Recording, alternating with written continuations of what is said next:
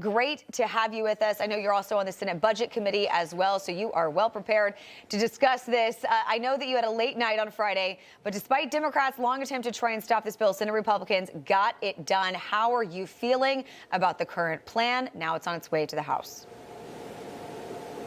Yeah, Charlotte, well, first of all, good morning and congratulations to Newsmax. I saw your numbers were out this morning, 50% increase in viewers over last year, so congratulations. Thank you. You know, as far as this budget issue goes, you're welcome. As far as this budget issue goes, look, I have full confidence in Speaker Mike Johnson, the Budget Committee Chairman over there, Jody Arrington, both very good friends. We came into Congress together. Look, the budget resolution is just a blueprint. It kind of says this is how we get started. And to your comments earlier, yes, there's some more monies that we need to save the American taxpayers, and I look forward to doing that. But most importantly to me, this budget reconciliation is about promises made and promises kept by President Trump, that he promised that he would secure the border, so there's funding in this to secure the border. We're going to make his tax cuts permanent, and that's going to mean less taxes for hardworking Americans.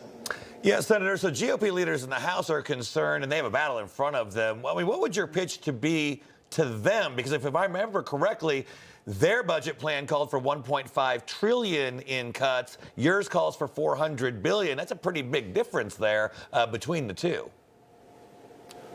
Right. So the big difference is ours is a minimum number, that this is the minimum that we need to do, but we can always do more. And look, I think this is one step of a multi-step process. I think that our goal is to get this budget back to about a $6.5 trillion budget this year. So you may recall Joe Biden increased our spending from $5 to $7.5 trillion over 4 years. Let's work back towards a balanced budget. There's other steps in the process we need to do. So we're on the same page. I think the tough part is figuring out, so where can we save American taxpayers' monies? If you could imagine a bloated company that never cut anything in some 100 years, that's where the American government is doing right now. We've never cut anything. So I think there's an opportunity to go through line item by line item, all 2,400 of them, and save American taxpayers some money. I want to shift now to tariffs. Of course, that's all the talk this weekend, and we know that some legacy media has been obsessing over the market right now. It's only been a few days, not even a week yet, right? But President Trump has said these things take time. He has all the confidence in the world that this will work. What's your thought on all of this and the direction that we're going and these tariffs that are in place? Well, look, everyone needs to remember that America's in the catbird seat, that everybody needs us way more than we need them. We're the largest consumer market in the world.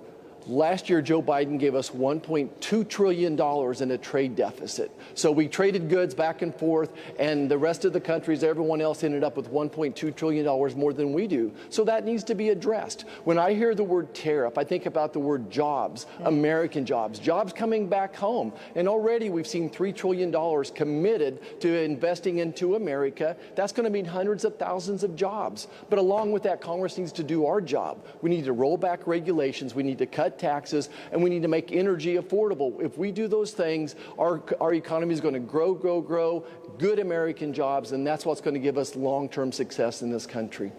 Yeah, Senator, right now the futures markets for the Dow, the S&P 500, NASDAQ, they're off by about 2%. Overnight, the Asian markets took a real beating. But this is all part of that process. I remember going through this 4 years ago or 8 years ago when the president was in office. Stock markets took a dip, but jobs went up, wages went up, inflation stayed down. What is the mainstream legacy media not seeing about this? Well, they hate President Trump. Remember, they went from obsession to absolute psychosis now. And they're way beyond obsession. They have a psychosis now that they're detached from reality. But to your point, remember, Trump 45, he gave us the strongest economy of my professional lifetime, low inflation, low interest rates, low unemployment, a good jobs report recently as well. So this tariff is one small piece of a bigger economy. Again, if we roll back regulations, if we set American energy free, if we lower taxes, we're going to have a strong economy. And by the way, last time, Trump 45, President Trump used these tariffs to negotiate strong trade agreements. He gave us USMCA, Japan, South Korea, China, and American farmers, Kansas farmers in particular, are still benefiting from those trade agreements. Yeah, Senator, you're